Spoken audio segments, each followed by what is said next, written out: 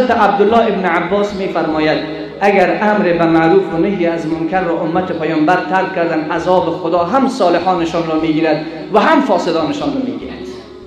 موسیقی را غذای روح میدانند، ولی وقت عذاب الهی آمد باز در وقت عذاب صدا میزنن الله اکبر. در وقت عذاب باز خدا را فاصبحوا فی دارهم جاثمین. الله شبانگاه در شب زلزله برایشان فرستاد. چه فرستاد؟ زلزله، زمین لرزه. فاخذتهم الرجفه. الله میفرماید با زلزله گرفته میشانه، با زلزله گرفته میشانه که فرار نکنه. قومی که سرکشی بکنه، برای قومی که از فرمان الهی فرار بکنن، برای قومی که با دین خدا، با حجاب، با قرآن، با نظام خدا اینا تمسخر بکنن، سریال ها بسازن، مردم به فحاشی دعوت بدهن، دروازه های فحشا را باز کنن. فکر میکنن الله غافل است، الله نمیبینن. بسم الله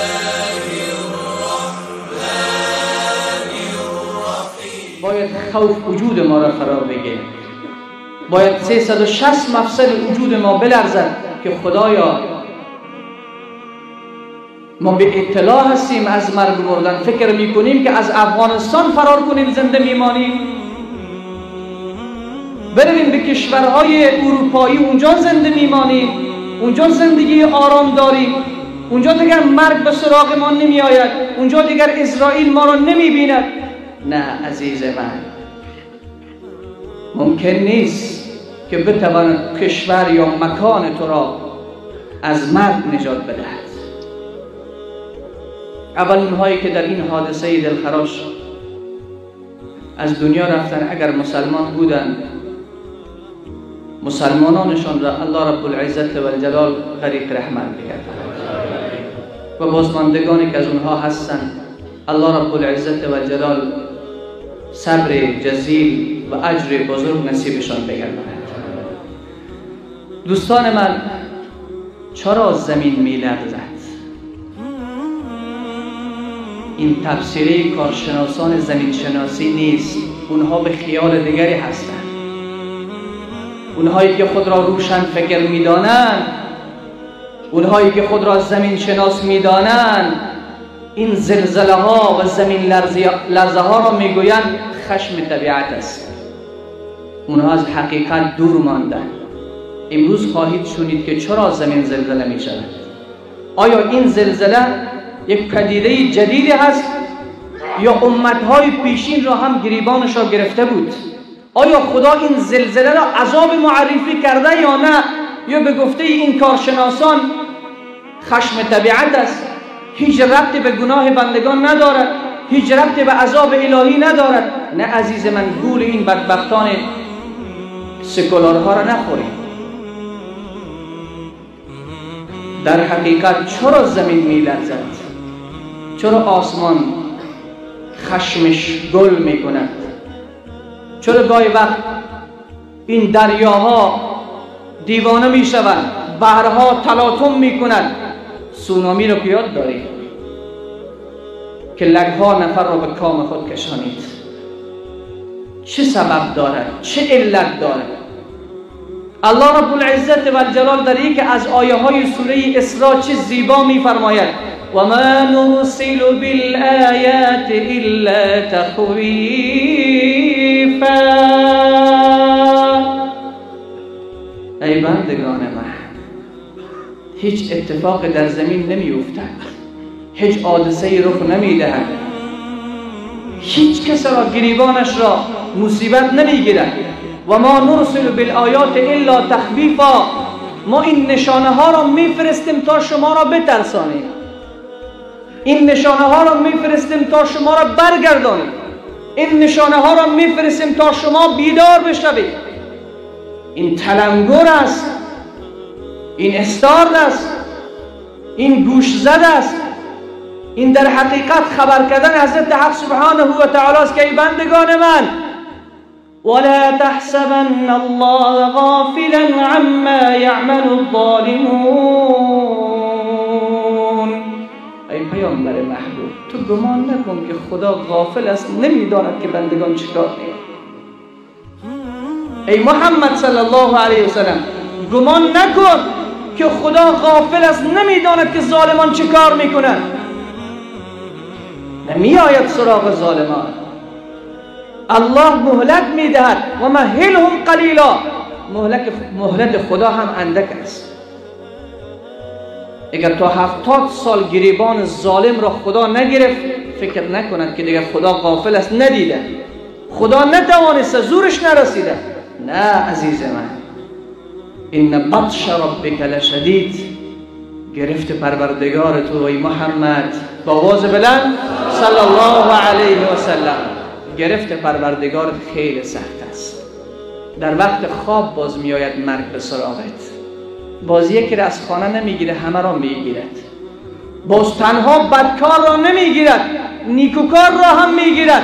تنها پدر مجرم را نمیگیرد، طفل بیگناهش هم میگیرد. چقدر فکر میکنیم که ما خود گناه نکردیم، ما که الحمدلله نماز میخوانیم. همسرت در خانه نماز میخواند، دخترت نماز میخواند، پسرت نماز میخواند. آیا حجاب در خانه تو هست؟ آیا از همسایه خود اطلاع داری؟ آیا امر به معروف و نهی از منکر کردی؟ و اگر نکردی بدانی وقت عذاب آمد خاص برای ظالمان نیست. شاید اونهایی که در این زلزله جانگداز که هزاران نفر از این دنیا رفتن و قربانی شدن، شاید همه اونها مجرم نبودن. در بین اونها صالحین هم بود، انسانهای نیک هم بود. ولی وقت جلب ظالمان گرفته نشود، جلب منکر گرفته نشود، وقت دعوت دین نکنیم. واتقوا فتنة لا تصيبن الذين ظلموا منكم خاصة. بترسین از فتنه، بترسین از عذاب الهی که وقت آمد مخصوص ظالمان نیست، همه را میگیره. حضرت عبدالله ابن عباس میفرماید اگر امر به معروف و نهی از منکر را امت پیامبر ترک کردن، عذاب خدا هم صالحانشان را میگیرد و هم فاسدانشان را میگیرد. از عزیز من بیاییم فرصت داریم. چه بسیارن مردمانی که در صفحات می آیند دشنام را نثار علما می کنند، با پیامبر دشمنی می کنند، با قرآن دشمنی می کنند، مسخره می کنند حجاب را، موسیقی را غذای روح می دانند. ولی وقت عذاب الهی آمد، باز در وقت عذاب صدا میزنن الله اکبر. در وقت عذاب باز خدا را یاد میکنن. شاید چه بسیار بودن که نماز نخوانده بودند، شب خفتن کس نخوانده بود. شاید بسیار بودن که شاید نماز بلد نبودن. بسیار بودن شاید قرآن در خانه ایشان نبود. بسیار بودن شاید برهنه لباس نداشتن در تنشان. بسیارشان شب به معصیت خوابیده بودند و شاید بندگان هم بودند که در میانشان نماز هم خوانده بود، تسبیح هم گفته بود و تهجد هم خوانده بود.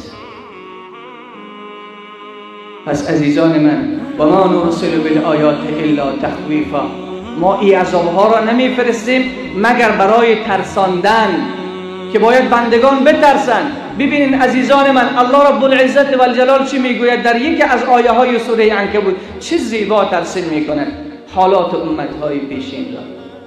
بسم الله الرحمن الرحیم فکلا اخذنا بذنبه فمنهم من ارسلنا علیه حاصبا. الله میفرماید ما گرفتیم امتهای پیشین را، همه ایشان را، اونهایی که سرکشی کردند، اونهایی که از فرامین الهی سرباز زدند، اونهایی که به سخن انبیا گوش ندادند، اونهایی که با دین خدا مسخره کردند، همه ایشان را به کیفر گناهشان گرفتیم. فکلا اخذنا بذنبه. چرا گرفتیم؟ برای اینکه گناه کرده بودند، به خاطر اینکه گناه کرده بودند و سرکشی کرده بودند. فمنهم من ارسلنا علیه حاصبا. بعضشان را بر بالایشان شنباران کردیم. شنباران یعنی شنباد، طوفان را برایشان فرستادیم که سنگها را از یک محل انتقال میداد و سر اینها میریخت. قوم عاد را اشاره میکنن. اونها چی میگفتن؟ من اشد منا قوه، من اشد منا قوه.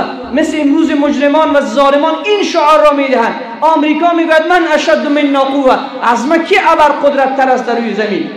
این قوم عاد میگفتن. کافر دیگهش میگه من اشد منا قوه. الله رب العزت و الجلال میگه شنبات ها را به سرشان فرستادیم، اونها را در خانه های خودشان همونجا قبض و روح کردیم. حتی اجسادشان را 3 روزه را این باد دور انداخته بود. خیلی جسامت های کلان داشتن، خیلی جسیم بودن، قدهایشان از ما و شما خیلی بزرگتر بود، خانه های مستحکم، قصرهای محکم ساخته بودند. اما الله جل مجدوه میفرماید بعضیشان را تندبادها برایشان فرستادیم. و منهم من اخذته الصیحه، و بعضی از ایشان را چون نافرمانی خدا کردند برای ایشان صیحه فرستادیم. صیحه بانگ و آواز مرگبار، بانگ و آواز مرگبار که اشاره به قوم ثمود است. عزیزان من، اونهایی که میگن زلزله یک پدیده هست که از خشم طبیعت نشأت میگیره، این ربط به گناه بندگان نداره، ربط به معصیت نداره، ربط به سرکشی نداره. بیاییم برویم به سمت خدا که رب العزت و الجلال در قرآن چی میفرماید؟ وقت قوم ثمود، قوم حضرت صالح سرکشی کردند، الله رب العزت و الجلال از سرکشیشان به قرآن یاد میکنه. فعتوا عن امر ربهم فقالوا يا صالح ائتنا بما تعدنا إن كنت من المرسلين. وعتوا عن امر ربهم فعقروا الناقة وعتوا عن امر ربهم. خدا شتر معجزه‌وار از کو برایشان کشید که به نام شتر صالح مشهور است. بعد حضرت صالح برایشان گفت اگر ایمان نیاوردین ولی به این شتر اذیت و آزار نرسانید که عذاب الهی دامن شما را میگیرد. ولی پی کردن اون شتر را به قتل رسانیدن. و عتوا عن امر ربهم، از امر پروردگارشان سرکشی کردن. امروز مسلمان الله رب العزت و الجلال نسخه هم برای من و تو فرستاده که اسمش از قرآن. داری میگه که زنا نکو، امریکی است. شراب نخور، امریکی است. دزدی نکو، امریکی است. رشوت نخور، امریکی است. سود نخور، امریکی است. غیبت نکن، امریکی است. جاسوسی نکن، امریکی است. خیانت نکن، امریکی است. و عتوا عن امر ربهم. چرا قوم ثمود هلاک شدند؟ نافرمانی کردند، سرکشی کردند از امر پروردگارشان. و به حضرت صالح چی گفتن؟ و قالوا یا صالح ائتنا بما تعدنا ان كنت من المرسلین. ای صالح، تو همیشه از عذاب خدا حرف میزنی. اگر تو پیامبری، اگر تو راستگو هستی، پس عذاب خدا را بیاور. تمسخر میکردن. جوان عزیز، اونهایی که در صفحات قلب شما را خنجر میزنن، به علما توهین میکنن، نگران نباشید. اونها در حقیقت مثل قوم صالح هستند. اونهایی که میگن این کشور را علما تباه کردن، این کشور را علما هلاک کردن، این کشور را علما بدبخت کردن، علما دنیا را به بدبختی کشانیدن. علما همین را امتهای پیشین به پیامبران میگفتن. گفتن اگر راست میگی پس او عذاب را بیاور. الله رب العزت و الجلال چه میگه؟ فاخذتهم الصيحة فاخذتهم الرجفة فاصبحوا في دارهم جاثمين. الله شبانگاه در شب زلزله برایشان فرستاد. چه فرستاد؟ زلزله، زمین لرزه. فاخذتهم الرجفة. الله میفرماید با زلزله گرفته میشانه، با زلزله گرفته میشانه که فرار نکنن. فاصبحوا فی دارهم جاثمین. صبحگاهان وقت رفتن همه به دوزانو و همه نقش زمین شده بودن، همه جان سپرده بودن، همه هلاک و تباه و برباد شده بودن. اینها نافرمانی کردند. الله رب العزت و الجلال، برویم سوره اعراف آیه 77 و 78 مطالعه بکنیم. این زلزله عذاب خداست. برای کدام قوم فرستاده می شود؟ برای قومی که سرکشی بکنه، برای قومی که از فرمان الهی فرار بکنن، برای قومی که با دین خدا، با حجاب، با قرآن، با نظام خدا اینا تمسخر بکنن، سریال ها بسازن، مردم ها به فحاشی دعوت بدن، دروازه های فحشا را باز کنن. فکر میکنن الله غافل است، الله نمیبیند. میبیند عزیز من. امشب چقدر مادران و زنان به این سرزمین خواب نکرده بودند، اطفال گریه میکردن چون یک شایعه پخش شده بود که در افغانستان هم زلزله میشه. شاید بسیار مادران امشب که نماز نمیخوندن نماز خونده باشه. شاید بسیاری ها هم مردان هم ناآرام بودن که مبادا امشب زلزله بشود. عزیز من، فکر میکنی که امشب نشد دیگه خدا رهایی کرد؟ نمیشود دیگه. خدا نمیتونه اینجا بیاورد؟ میتواند. بیشتر از 6000 قصر و کاخ ویران شده در ترکیه. بیشتر از 6000 کاخ و قصر. بیشتر از 10,000 نفر به کام مرگ رفت. عزیز من، بیا بیدار شوی. هنوز فرصت است. و خدا اینی شعار قوم شعیب میدادن. الله اونها را هم به زلزله گرفتار کرد. اونهایی که میگن خشم طبیعت است، این آیات قرآن رو چی جواب دارن برایش؟ و الی مدین اخاهم شعیبا قال یا قوم اعبدوا الله. یک بار بگو الله. حضرت شعیب را فرستادیم به سمت قومش و حضرت شعیب یک شعار داشت برای قوم خود. چی گفت؟ اعبدوا الله. کی را پرستش کنی؟ الله. الله جانان را پرستش بکن، شب آرام بخواب. الله جانان را پرستش بکن، اطاعت بکن، گناه نکن، امر به معروف بکن، نهی از منکر، شب راحت بخواب. ترس به سمت تو نمی آید. الا ان اولیاء الله لا خوف علیهم ولا هم یحزنون. دوستان خدا غم ندارند. تکبیر! دوستان خدا خوف ندارند، چون اونها با کسی در ارتباط هستند که خالق این جهان است. با کسی در ارتباط است که زمین مالش است. با کسی در ارتباط است که آسمان مالش است. با کسی در ارتباط است که کل قدرت جهان ما تحت قدرت اوست. با کسی در ارتباط است که اگر بخواهد بعض طفلهایی را از زیر اون قصرها بیرون کردن هنوز زنده است. کی نجات داد؟ با آواز بلند. انسانهای قوی هیکل، بازوهای بزرگ مردن، طفل را از زیر اون آوارها بیرون کردن که نه توانایی دفع کردن داشت، نه فرار کردن میتوانست، ولی زنده است. خراش بر نداشتن. خراش بر نداشتن. کی نجات داد؟ بلر کی؟ الله. محترم نجات میده، ولی برگردیم به سمتش. و الی مدین اخاهم شعیبا قال یا قوم اعبدوا الله. چه جمله جالب است، شیرین است.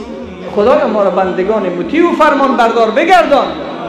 خدایا تمام مسلمین را در جهان خدایا پشیمان از گناه بگردان. همشان را به سمت خودت دعوت بدیم. اعبدوا الله. خدا را پرستش کنیم. ورجو الیوم الاخره. و امید به روز آخرت داشته باشین که آخرت می آید.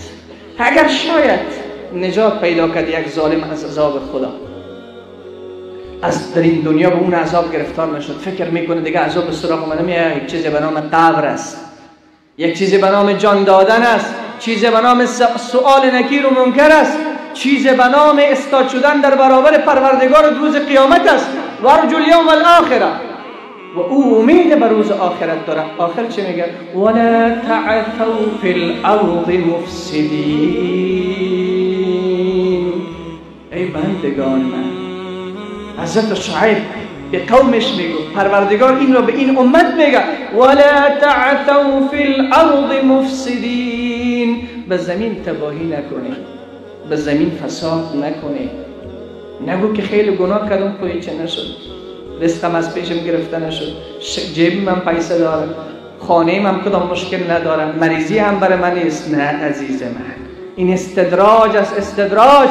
اگر دید بنده ای را که به معصیت هست اگر دید بنده ای را که در رفاه است، اگر دید بنده ای را که سرکش است ولی نعمت دارد، رسول صلی الله علیه و سلم فرمود غره نشوی، فریب نخوری که چرا آمریکایی ها در حالی که کافر هستند ولی در رفاه زندگی میکنند، چرا دشمنان خدا در رفاه هستند در حالی که معصیت کارن در رفاه زندگی میکنن. رسول خدا فرمود این اسباب هلاکتشان است. آهسته آهسته پروردگار اونها را در کام عذاب خود میگیرد.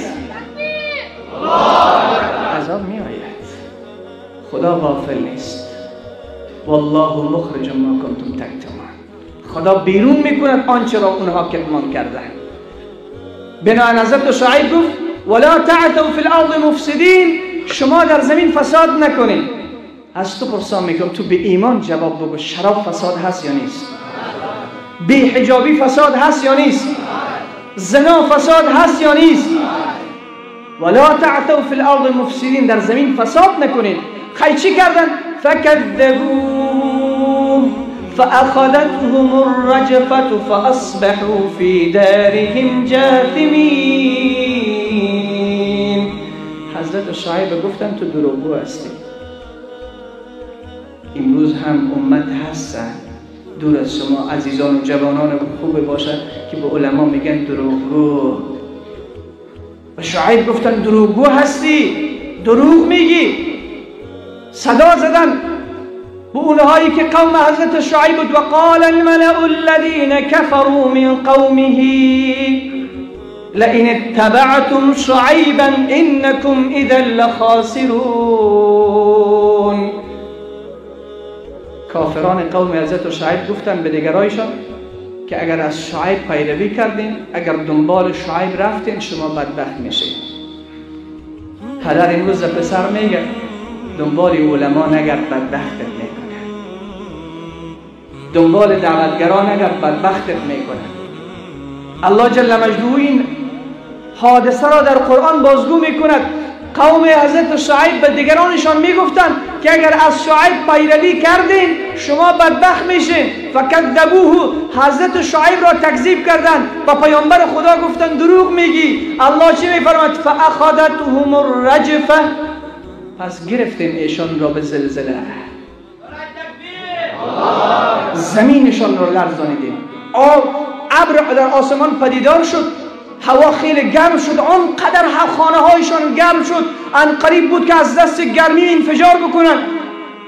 یک توته ابر در میان دشت خدا پیدا کرد، اینها هم از خانه ها بیرون شدن، رفتن زیر اون ابر. شمال سرد از اون ابر می آمد. همه وقت جمع شدن زیر اون ابر، پروردگار ابر را شگاف کرد، آتش را از سمت آسمان فرستاد بالای سرشان. اینها میخواستن فرار بکنن، الله زمین لرزه ای را آورد، زمین زیر پایشان جنبید، نتوانستن فرار بکنن، همشان مثل مور و ملخ سوختن.